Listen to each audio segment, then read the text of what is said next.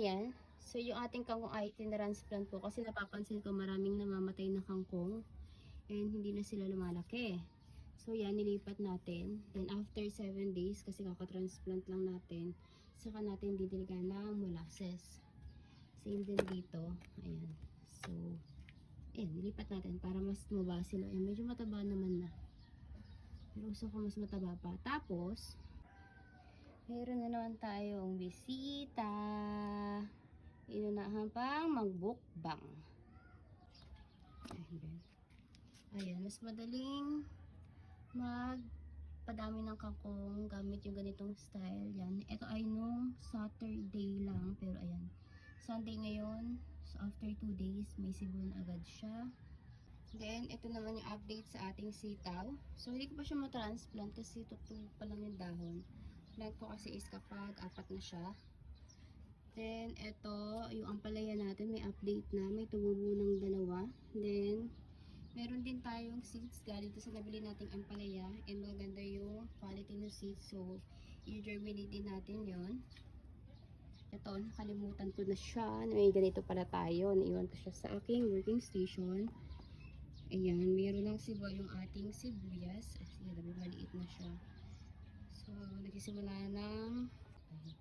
na mag-germinate yung ating mga sibuyas leaves. Then, ito yung spinach. Spinach natin, check natin. May nakita na akong isa dito kahapon. So, ayan. Hindi ko alam kung iyan ba siya. Pero may isa nang tumutubo. So, hopefully, yan, mag-success din itong spinach. Kasi gusto kong gumawa ng spinach pizza. Then, yung mga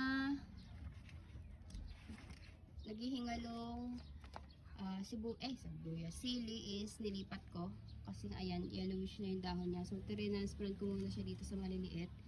Kasi pangit yung lupa na pinagtaniman nila. So, napag-iiwanan sila ng mga kasabayan nila. Ayan, naninilaw na yung kanyang dahon. Compared dito na green. So, yan, tinransplant ko din sila. Yung wing bean natin, wala pang update. Ito, inayos ko na din. Kasi may mga natirang puso. So, ayan. Para mas dumami pa yung ating zebra.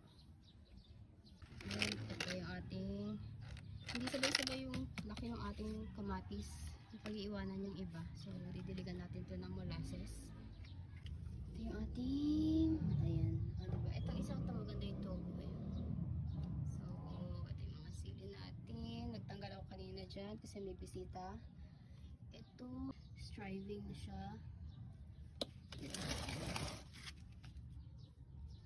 May nakikita na naman ako mga itim-itim. So, sprayan natin to. May nabili akong pang tabuin ng mga caterpillar and insects. So, sprayan natin ng mga yan mamaya para mag-grow na yung kanyang mga dahon and hindi namumukpak. So, ang ganda ng ating mga pananim. Growing. Strong sila. Ito. Sana by next week, pwede na tayo mag-harvest ng ating kangkong and hindi na tayo bibili. Kasi magkano din isa? 15 pesos isang tali. I know, 30. 30 yung isang tali ng kangkong. So, ayan. Sana makapag-harvest na din tayo para hindi na tayo bibili-bili. Kasi magkano din yan? 60 pesos yung dalawang yan.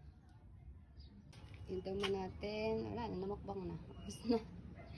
So, padadamihin uli natin siya. Kasi, ayan, namukbang na siya ng ating mga alaga. So, balik uli natin siya sa ating greenhouse.